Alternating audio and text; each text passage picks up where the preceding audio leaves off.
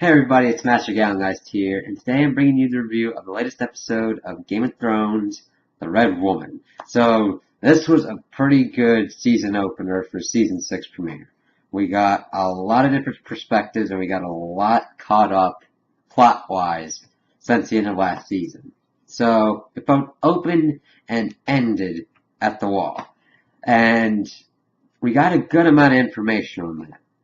It seems like not everyone was in on the coup pretty much to kill Jon Snow. It seemed like most of his friends were left out of the loop as Sir Davos and them pretty much took his body and put it in a room. This has pretty much happened like directly afterwards, and they were able to get Ghost in there as well. And everybody's freaking out because they don't know who to trust. And it's just really kind of a tense situation because they don't know who was pretty much all within the party to assassinate Snow.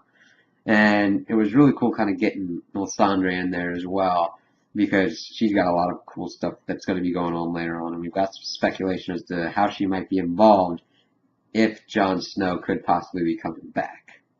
And I only say that because Ghost is not acting as crazy as I thought he would if Jon Snow's completely dead. And I would think that he would go completely and utterly rabid. So I don't know if that means that Jon's in there or what's going on with that. It'll be exciting to see how that goes on. And as the story there progressed, we find out that it was pretty much all lieutenants in like the Night's Watch that assassinated Jon. And Thorne tries to make out that I followed all of his orders. Even though I didn't like him, I was loyal, but he was going to destroy the Night's Watch. And I'm like, he's given you guys all the information he has. And if you don't believe him, that is your own kind of fault. You kind of saw some breaks and everything. Not everybody kind of agreed with it. It's like, this is the second Lord Commander that has been assassinated by his own brothers. This is bad. And it was interesting that Dolorous Ed's like, alright, we gotta get people to help us as well in there. And he went out, and I think he went out to go get help from the Wildlings and Tormund because the Wildlings wanted Snow in there because he gave them the protection that they needed and helped them from the wall. It's going to be like, we're going to have to take out these rogue Night's Watch, and we're pretty much going to have to defend the wall then. So that's going to be pretty cool. And at the end, we've finally kind of got a glimpse of Melisandre and that her necklace, if not gives her an illusion, or at least makes her younger because she was very old. And we don't know exactly how old she is, but there's a lot to that story about her than meets the eye. She's become more of an interesting character, especially since the defeat of Stannis. So I really am interested to see more of her backstory, kind of see kind of what her game is, what her goal is. We know she wants to bring Azor Ahai and have everything for the Lord of Light, but why? What's her end goal? Does she have the complete information on the White Walkers that she does? That's the kind of stuff I want to know. And we also got to see Dorne and their impact with King's Landing. So Myrcella died from the poison that she was kissed with the Sand Snake from the end of last season. And it kind of sucks because she was one of the only good Lannisters in there. And it really tore Cersei up. And it really got Jaime to be like, listen, screw them all. Fuck them all. We're the only ones that matter. And there's going to be a reckoning. Cersei's going to take down all of the players that have messed with her, I think. She's going to go after the people in King's Landing first, and then set her sights on Dorne.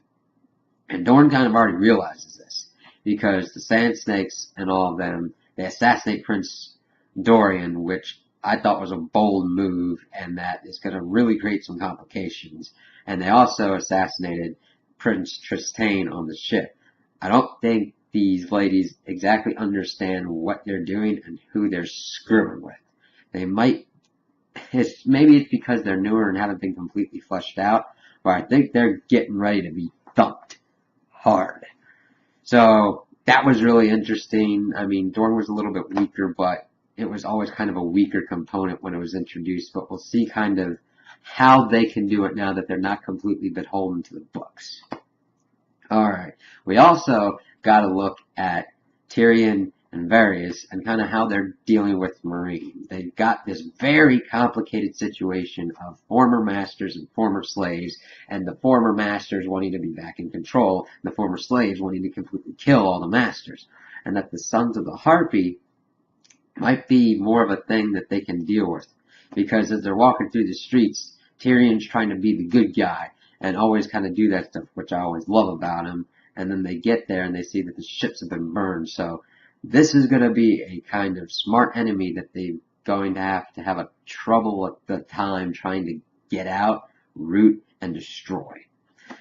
Then we got a look at Daenerys as well, and at first they switched over to Jorah and Daario, and they finally figured out that she was taken by a horde, because Daario thought it was like just an army or whatnot, but Jorah can see that it was a horde, at least some kind of Dothraki horde. They're able to kind of pick up a trail. And it was funny because Daenerys was captured and she wasn't talking in the Dothraki language, and they're saying all this stupid stuff. And it was really good dialogue because it kind of just showed that they're the same. They think that we're stupid because we live in walls and all those kind of castles and everything. And we think they're stupid because they walk around and everything. It's just the communication. And they're like, you're so arrogant. If you would take half the time to look at what this person's doing, you'll understand that they are scoping you out to figure things out. Because Daenerys, she is far from the little girl that was in the beginning, who was just getting in the world and knowing things. Granted, she may have pride and a little bit of arrogance, but you kind of need a little bit of that. She understands the situations that she's put in and actively now tries to get herself out of them, which I applaud.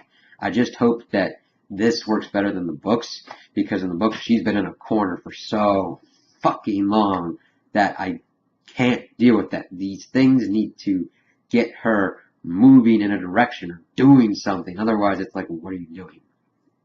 And she laid it up to the Kyle that they took her to, and he's like, yeah, okay, you're the widowed wife, so you have to go to Vaes Dothrak and about your days with the widowed wives. And it's like, oh crap, how's she going to get out of this one? So that's going to be an interesting part.